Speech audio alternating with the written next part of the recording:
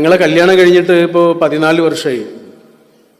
ഈ അടുത്തൊരു ദിവസം ഇങ്ങനെ കിടക്കുന്ന സമയത്ത് അവൾ എന്നോട് ചോദിച്ചു, നിങ്ങളോട് എനിക്ക് ഏറ്റവും സ്നേഹം തോന്നാറുള്ളത് എപ്പോഴാണെന്ന് അറിയോ എന്ന് ചോദിച്ചു എന്നോട്.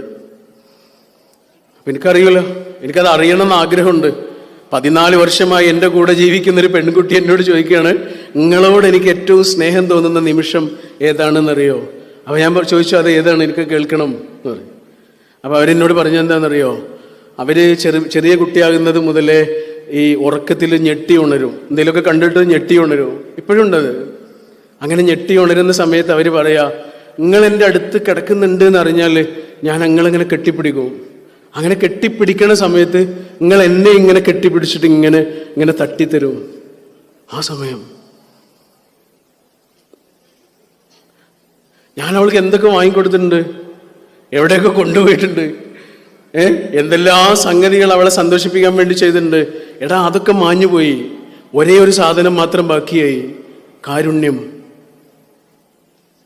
മനുഷ്യർ തമ്മിൽ കൈമാറുന്നതിൽ എന്തെല്ലാം ഫീലിങ്സ് കൈമാറുന്നുണ്ട് നമ്മൾ. ഒറ്റ സാധനമേ ബാക്കിയാകുള്ളടാ. വെറുതെ പറയണല്ല, കാരുണ്യം.